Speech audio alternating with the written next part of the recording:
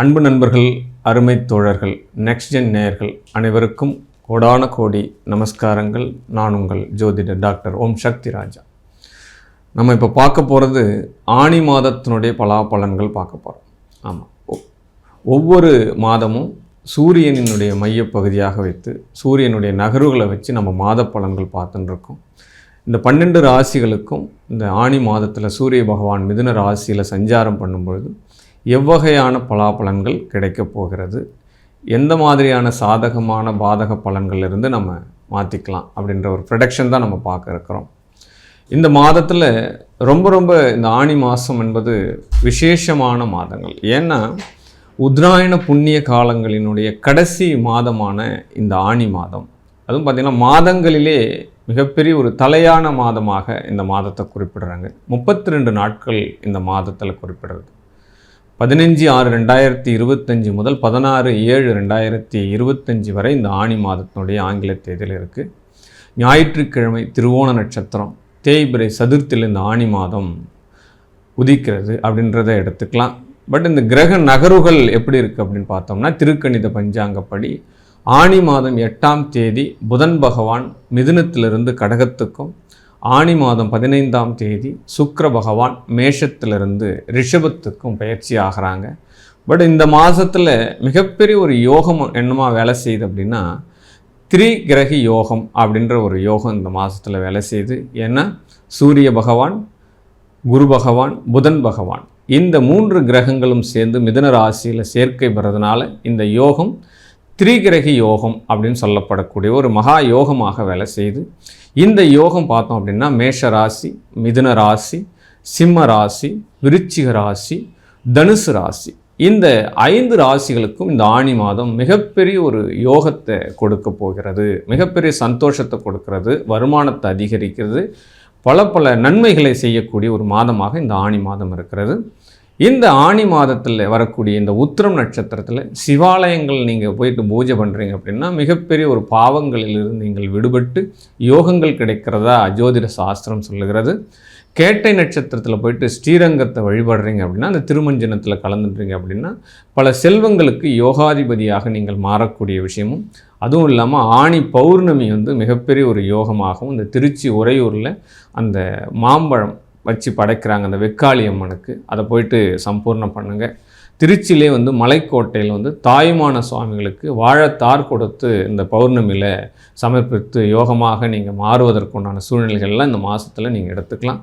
மேலும் பல யோகங்களை பற்றி 12 ராசிக்கு நம்ம படிப்படியாக பார்த்து தெரிஞ்சுக்கலாம். மீனராசி நேயர்களே, இந்த மீனராசி நேயர்கள் பார்த்தோம் அப்படின்னா மிகப்பெரிய ஒரு வெற்றியாளர்கள், சிந்தனையாளர்கள், சமயோதித புத்தி உள்ளவர்கள், பின்னாடி வரும் காலத்தை முன்னாடியே தீர்மானம் பண்ணி யோசித்து அதற்கான நாம் தயார்படுத்தி கொள்ளக்கூடிய ஒரு ராசி அப்படின்னு பார்த்தோம் அப்படின்னா அது மீன ராசிக்கு உகந்தது தான். ஏன்னா அதனுடைய ராசியாதிபதியே குரு பகவான் தான். ஒரு ராசியாதிபதி திரிகோணத்தில் அமைவது அதிர்ஷ்டம், ஒரு ராசியாதிபதி கேந்திரத்தில் அமைவது முயற்சி அப்படின்னு தான் ஜோதிட சாஸ்திரம் சொல்லுது. அப்போ கேந்திர ஸ்தானங்களில் அமையப்பெறும்பொழுது அந்த தனக்கு வேண்டியதை, தன்னுக்கு தேவைப்படுவதை, தன்னுடைய அனைத்து விஷயங்களுமே தன்னுடைய முயற்சியால் நீங்கள் வெற்றி பெற வேண்டும். நாம் தான் போய் எடுத்துக்கணும். ஆமாம், ஏற்கனவே தாத்தா அப்பா எல்லாம் வீடெல்லாம் கட்டி வச்சுட்டு போயிருந்து நம்ம போய் வாழ்க்கை பெறுறோம் அப்படின்னா அது திரிகோண ஸ்தானம், அதுவாக வரக்கூடிய அதிர்ஷ்டம் நம்ம அனுபவிக்கிறது. அப்போ ராசியாதிபதி கேந்திரத்தில் போகும்போது தன்னுடைய முயற்சியால் வெற்றி பெறுவது, நான் தான் இந்த வீடை வாங்கினேன், நான் தான் இந்த இடத்த வாங்கினேன், நான் தான் இந்த கம்பெனியை உருவாக்கினேன், என்னால் இது உருவாக்கப்பட்டது அப்படின்லாம் சொல்கிறோம் இல்லையா, அது கேந்திர ஸ்தானங்கள் அப்படின்னு பேர். அப்படிப்பட்ட சுயம்புவாக நீங்கள் இப்பொழுது எழும்ப வேண்டிய காலம் இது. உங்களை யார் என்று தெரிந்து கொள்வதற்கும் உங்களுடைய திறமைகள் என்னவென்று தெரிந்து கொள்வதற்கும் உருவாக்கப்பட்ட ஒரு காலம் தான் இந்த மீன ராசிக்கு இந்த காலம். அப்போ எந்த வகையில் எஃபர்ட் போடணும்? அப்போ ஏற்கனவே நீங்கள் 8 மணி நேரம் ஒர்க் பண்ணிட்டுருங்க அப்படின்னா கூடுதலாக ஒரு 3 மணி நேரத்தை ஆட் பண்ணுறதுக்கு உண்டான சூழ்நிலையை நீங்கள் இப்போ எடுத்துக்கணும்.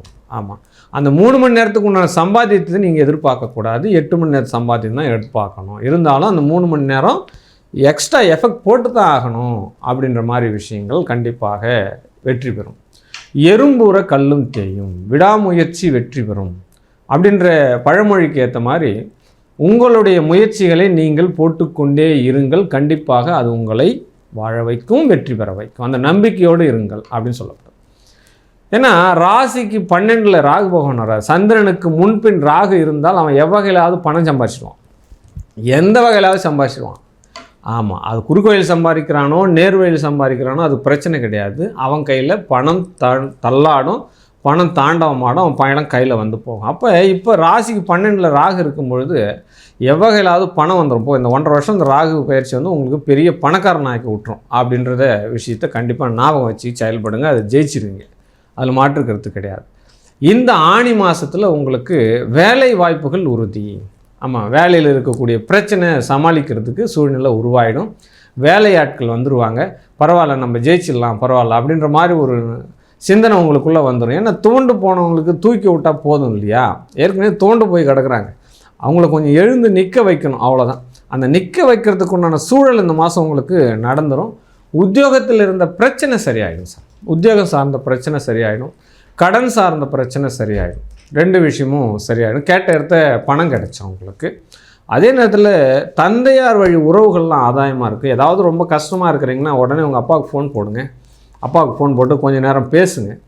அவர் சொல்லக்கூடிய ரெமடி, அவர் சொல்லக்கூடிய வழி வந்து உங்களுக்கு யோகத்தை தரும்.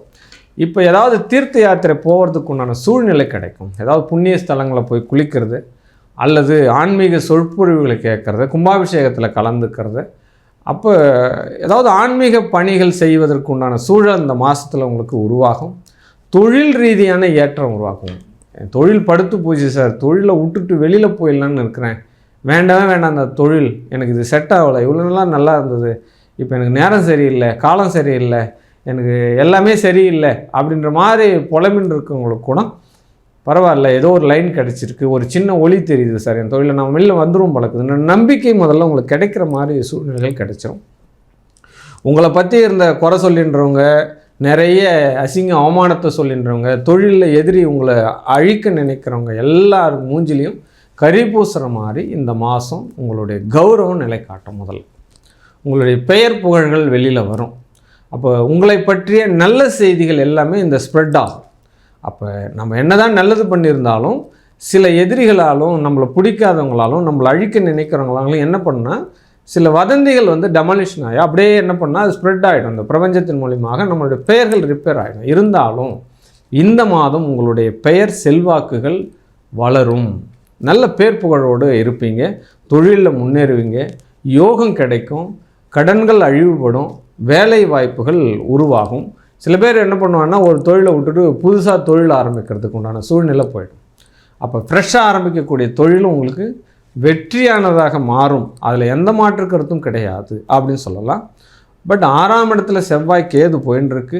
அப்போ தொழில் ஸ்தானத்தில் ஏதாவது வந்து இது வரைக்கும் நிரந்தரமே இல்லைப்பா, என் தொழிலே என்னன்னு தெரியல அப்படின்னு நினச்சிட்டு இருக்கவங்க கூட இதுதான் உன்னுடைய தொழில், இதில் பயப்படாத, இதில் சரி பண்ணிக்கோ, எல்லாத்தையும் சரியாயிடுன்ற மாதிரி ஒரு நல்ல ஒரு நண்பன் உங்களுக்கு ஸ்பீக் கொடுத்து உங்கள் தொழிலை மேன்மை அடைவதற்குண்டான சூழ்நிலை எல்லாமே நடக்கும். கேந்திரத்தில் குரு பகவான், சூரிய பகவான், புதன் பகவான் சஞ்சாரம் பண்ணுறதுனால வீடு மனை விற்பனை ஆவதற்குண்டான சூழ்நிலை எல்லாமே நடக்கும். அப்போ விற்கணும்னு ரொம்ப நாளாக நினச்சிட்டு இருந்தேன், என்னுடைய பூமி விற்க முடியல, விற்றா எனக்கு ஒரு பெரிய ஃபண்டு கிடைக்கும், அதன் மூலிமா நான் செட்டில் ஆகிடும்னு நினச்சிட்டு இருக்கவங்களுக்கு எல்லாமே அது விற்பனை ஆகி நல்ல வாய்ப்புகள் கிடைக்கிறதுக்கு உண்டான சூழ்நிலை கிடைக்கும். கண்டிப்பாக 3ஆம் இடத்தில் சுக்கிரன், தனலட்சுமி யோகம் கிடைக்கும். உங்கள் கையில் வெளியாருடைய பணமாவது வந்து போகும். நீங்கள் போகிற இடம், நீங்கள் நிற்கக்கூடிய இடம், நீங்கள் உங்கள் நண்பருக்கு உதவி செய்யக்கூடிய வாய்ப்புகள் எல்லாமே சுப செலவுகளாக மாறக்கூடிய வாய்ப்பு. சுபமாக செலவாகணும்ல, இந்த இவர்கிட்ட நான் கையில் காசு வாங்கினா எனக்கு நல்லதுப்பா சொல்கிறாங்க இல்லையா, அடப்போட அவன் கையில் காசு வாங்கினா எல்லாம் தேவையில்லாத செலவு தான் ஆகுது, விரயம்தான் ஆகுது. இந்த சூழ்நிலை மாறி இது என்ன நடக்கும் அப்படின்னா, உங்கப்பா அந்த பிள்ளைகிட்ட கையில் காசு வாங்கி போனப்பா, நிலம் வாங்கினேன், அந்த பிள்ளைகிட்ட கையில் வாசி சொன்ன வண்டி வாங்கினேன், ஒரு நல்ல அட்வான்ஸ் கொடுத்தேன், இந்த மாதிரி உங்களை வந்து நல்ல பேர் சொல்கிறதுக்கு உண்டான சூழ்நிலை எல்லாமே நடக்கும். அப்போ குடும்பத்தில் ஒரு அமைதி இல்லாத சூழ்நிலை உருவாகும். உங்களுடைய சமாளிப்பாலையும் உங்கள்கிட்ட இருக்கக்கூடிய அறிவாற்றலாலையும் அதை சமாளித்து செயல்படுறதுக்கு உண்டான சூழ்நிலை எல்லாமே உங்களுக்கு கிடைச்சிடும் அப்படின்னு சொல்லலாம்.